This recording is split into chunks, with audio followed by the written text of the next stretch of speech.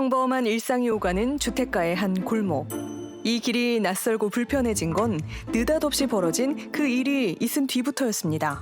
이제 아이 학원하고 차 타고 가는 길이었어요. 누가 이렇게 팍 치는 소리가 엄청 놀라서 큰일 났다. 지난달 14일 여느 때와 마찬가지로 학원을 마친 아이와 함께 집으로 향하고 있었던 민채 씨.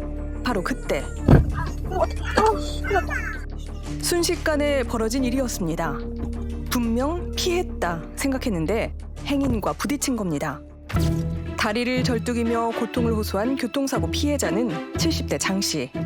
유난히 왜소하고 어딘가 병약해 보이는 모습에 민채 씨는 덜컥 겁부터 났다고 합니다. 머리가 하얘졌었어요. 10년 동안 운전하면서 차친 적도 없었는데 원래 불편하신 분인데 내가 괜히 다쳐서 더 불편해지셨나? 막 이렇게 생각이 들었고. 놀란 민채 씨가 서둘러 병원에 가자고 했지만 한사코 마다했다는 장 씨. 그의 요구사항은 단 하나였습니다. 괜찮아요, 괜찮아요. 한 10번을 얘기하신 것 같아요. 그러면 어떻게 해드릴까요? 이랬더니 안경을 좀 바꿔주셨으면 좋겠다. 안경이 지금 조금 기스가 났다. 누진 다초점 렌즈라서 바꿔야 된다. 그러면은 같이 가시자. 제가 몇 번 말씀드렸거든요. 저도 이제 봐야 되니까. 근데 혼자 갔다 오겠다라고 하시더라고요. 오로지 안경값 38만 원만을 달라고 한 장 씨. 결국 민채 씨가 돈을 송금하면서 사건은 일단락되는 듯 보였습니다. 그리고 며칠 뒤 가족들과 골목에서 산책을 하던 민채 씨는 익숙한 뒷모습을 봤다고 합니다. 골목을 허이허이 걸어가는 한 남자. 그는 바로 교통사고 피해자 장 씨였습니다. 그 할아버지가 8시쯤에 그 골목에서 또 이렇게 똑같이 돌아다니시는 거예요. 좀 이상하다 싶어가지고 이제 멀리서 제가 보고 있었는데 저 반대편에서 똑같이 이상하게 막 이렇게 쳐다보시고 그분도 막 카메라를 들고 사진을 찍으시더라고요. 의아한 점은 장 씨의 뒤를 은밀히 쫓는 사람이 더 있었다는 겁니다. 혹시 저 할아버지 아세요? 어떤 분인데요? 했더니 저 사람이 일부러 내 아들 차 이렇게 팍 쳐가지고 30만 원 뜯어갔다고. 안경값을 변상을 했다. 딱 들어보니까 너무 저희랑 레파토리가 비슷한 거죠. 이게 어떻게 된 일일까요? 일주일 전에도 민채 씨가 겪은 일과 비슷한 사고가 있었답니다. 이들의 얘기를 들어봐야겠습니다.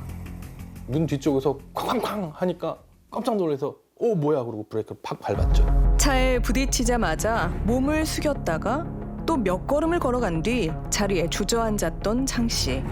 처음 몸을 숙였던 자리엔 그의 안경이 놓여 있었습니다. 안경인지 알잖아요. 단점이잖아요. 써보세요. 제가 몰라요. 한번 써봐봐. 그게 도수가 얼마나 많은가. 단점이야. 알만 해도 30만 원씩 줘야 돼요. 병원을 좀 가시죠. 병원에 한번 가보세요. 지금 이 시간에 무슨 병원을 가야지. 이게 알만 해도 27만 원 줬어. 이거 뭐 수리는 안 되잖아. 닦아야 되잖아. 결국 안경값 30만 원을 건네고 경찰에 신고를 했다는 찬혁 씨. 하지만 이미 현장 합의가 됐으니 수사를 할 수 없다는 답만이 돌아왔는데요. 내가 살살 따라가 봤어. 저놈 영감택이 어디서 사나 하고서 내가 3번을 봤어요. 그 안경 그대로 신발도 그대로 그대 신고 시기요. 그렇게 뺑뺑 돌더라고. 두 바퀴를 돌더라니까. 그 차가 지나가잖아요. 그건 유심히 봐 또.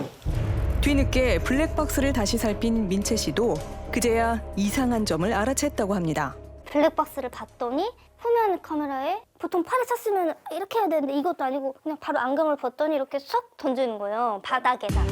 차에 부딪힌 순간 안경을 벗어 손에 쥔 장 씨. 빠르게 걸음을 옮긴 그는 절뚝이는 찰나에 안경을 던지고 가는데요. 정말 사기꾼 같은 사람이, 좀 젊은 사람이 그랬으면 에이 평생 그렇게 살아라 그렇게 욕이라도 하는데, 이분은 진짜 나이가 들어서 아르바이트 하러 나오신 거잖아요. 그 아르바이트냐? 애기 있어. 아니 그 어디 할 게 없어서 차를 그렇게 건드리고 그러냐고. 그 진짜 다치고 어떡하려고. 그런데 취재 도중 우린 이웃들에게 놀라운 얘기를 들을 수 있었습니다. 항상에 제가 한번 사이드미러에다가 가방을 이렇게 쫓아가지고 떨어뜨려서 제가 또 깜짝 놀라서 내려가지고 본 적이 있어요. 그러더니 그 안에서 쓰레기 안경을 꺼내더라고요. 그 사람인가 보네. 그게 몇 년 됐어요. 저 정용차 끌고 다니는데 나한테로 달라 들어가고 남의 값을 달라가는 거예요. 50만 원 부른 거 30만 원 줬어요. 남자의 정체가 더욱 궁금해지던 그날 밤. 맞는 것 같아. 맞아. 나왔다. 사고가 났던 날과 같은 복장을 한 장 씨가 문제의 골목에 또 나타났습니다. 산책을 하는 것도 아닌 것 같은데 골목을 하염없이 걷고 또 걷는 장 씨. 골목에 살고 있는 장 씨를 직접 만나봐야겠습니다. SBS에서 나왔는데요. 요 앞에 저번에 교통사고 나신 적 있으시죠? 교통사고 얘기에 우릴 흔쾌히 집 안으로 안내한 장 씨.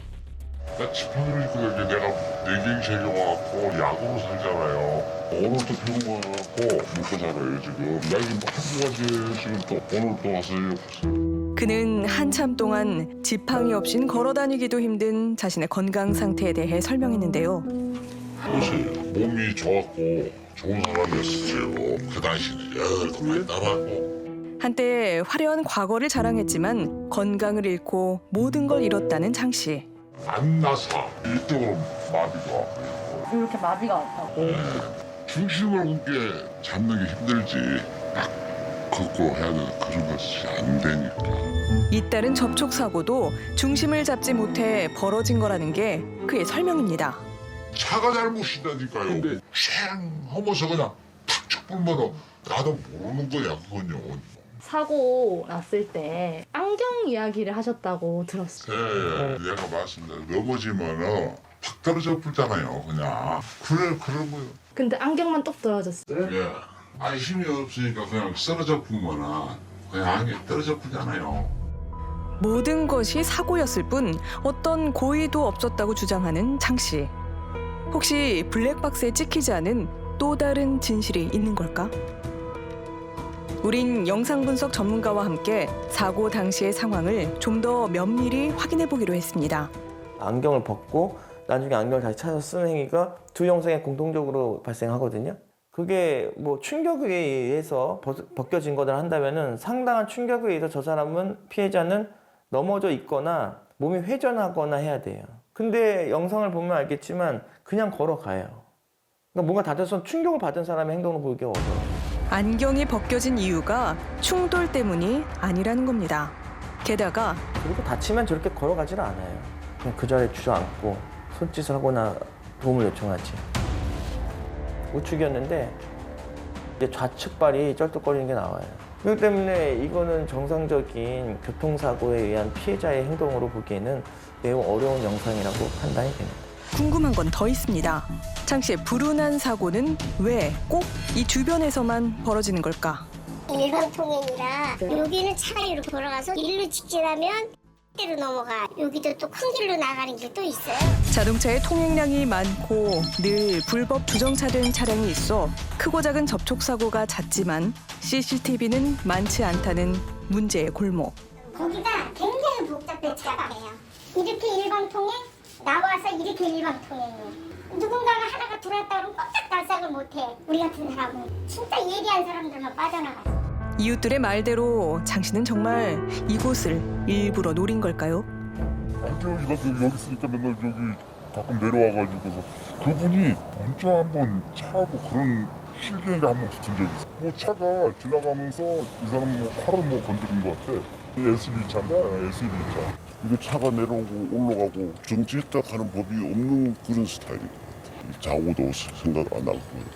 내가 볼 때는 그 이어로는 자기 보호를 스스로 안 하는 스타일이지 않나 이렇게 생각이 듭니다. 다음 날 장 씨가 다시 골목에 나타났습니다.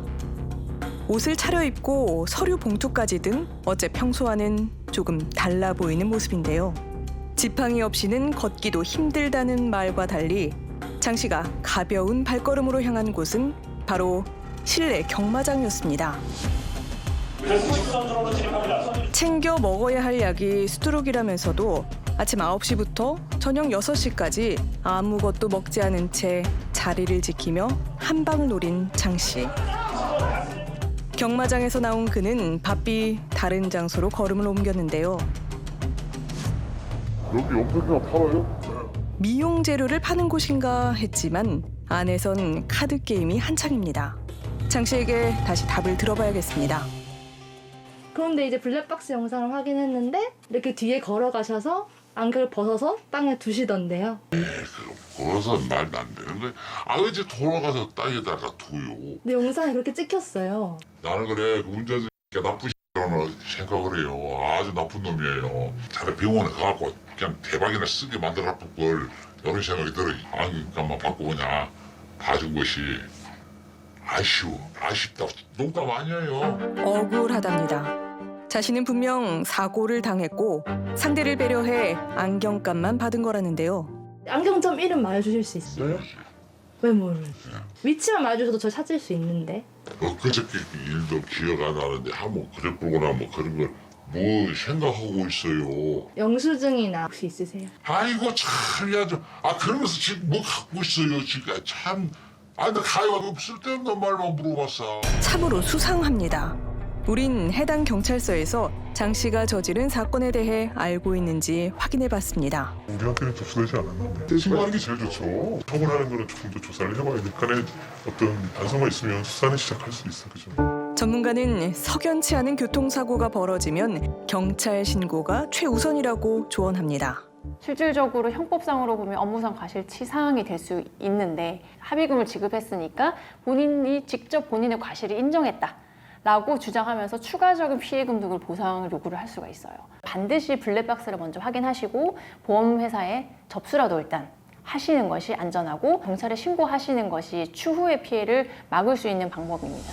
느닷없는 사고를 겪은 사람들은 여전히 다시 장 씨를 만날까 봐 두렵기만 합니다.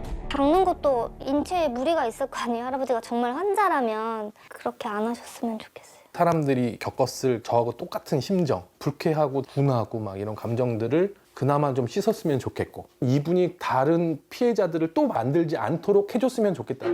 경마와 카드게임을 하며 유행을 노린 장 씨. 잇따른 그의 불운은 정말 사고였을까요? 아니면 인생을 건 또 다른 도박이었을까요? 그런데 그가 모르고 있는 한 가지가 있습니다. 그의 인생에서 가장 큰 행운은 반복되는 사고에도 다치지 않은 거라는 걸 말입니다. 눈앞의 행운을 쫓느라 오늘의 행복을 보지 못하는 장 씨. 그의 내일이 참 걱정스럽습니다.